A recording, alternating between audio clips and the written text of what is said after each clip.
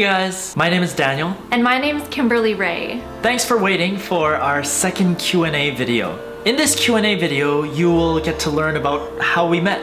And there's also other questions that you've asked about our relationship that we're happy to answer. So our first question is from SherryDo521520 from Instagram. She asks, how did you guys meet? Well, we actually met at my photo shoot. Kim was actually a model.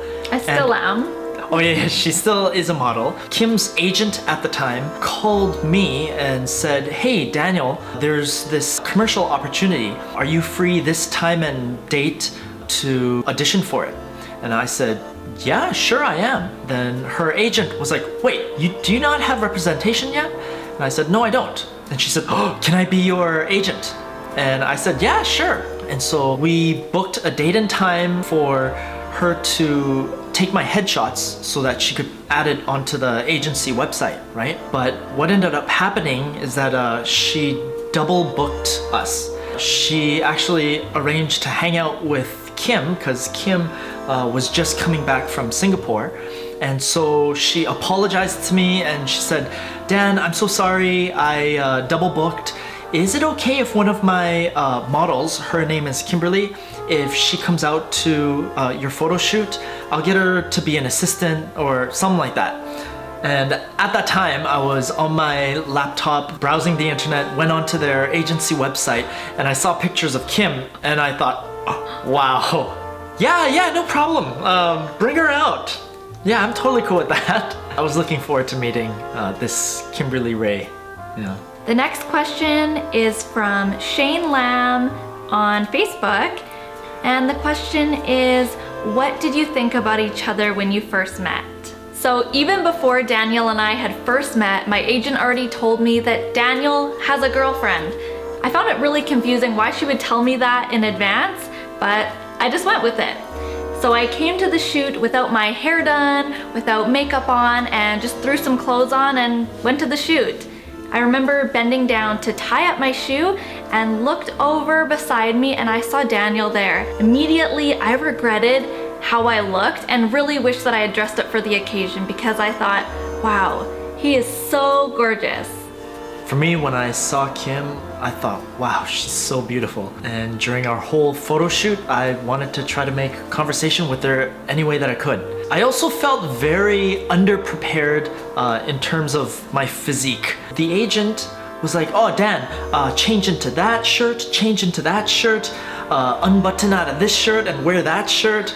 And I had to do so many shirt changes. And at that time, I didn't work out much, so I felt like really skinny, and I'm thinking, oh my gosh, she's probably seen so many like hunky guys with big muscles and stuff, and I thought maybe, oh, I'm blowing my chance by her seeing what I look like underneath. But yeah, when I first saw Kim, I was just immediately attracted to her. Fabry from YouTube asked the question, how did you ask her out? You know, the first day we met, I didn't actually ask Kim out for a few reasons. One, I thought she was way out of my league and I had no chance. Two, I was actually in a stage in my life where I had to kind of stay away from dating because dating was one of my coping mechanisms for just deep inner issues that I hadn't fully resolved yet. So I had to stay away from dating at that time. And three, I knew that I was going to begin working on my huge annual project called Pop Anthology. And there's like no time to date, no time to see friends or even family during that time. So I thought, it's not a good time right now. So the way I asked her out was actually after I was done my Pop Anthology 2013, and I just Facebook messaged Kim and I said, hey, I noticed you've been in Singapore. I came back from Iceland. It'd be great to hang out. I used the word hang out. It'd be great to hang out, to hear about your travels. I could share about my travels too. I was really excited because I thought I would get the opportunity to spend more time with Daniel, which is something that I really wanted. And the timing was great too because on the day he messaged me, I was actually on my way back to Vancouver to surprise my family and come home early. After that date, I was so into Kim. I was thinking about her so much. I actually experienced love sickness. I was filled with so many emotions that I couldn't even eat, I couldn't sleep. Days and nights just went by, and it was actually starting to torture me because like I'm feeling so much for her, but then I'm thinking she probably feels this much for me, and I'm like way over here, and just the potential of disappointment that could come if she's not also up there with me. Oh my gosh, I started feeling really sad too, and I started researching on how to deal with love sickness, but we were able to make a second date work out.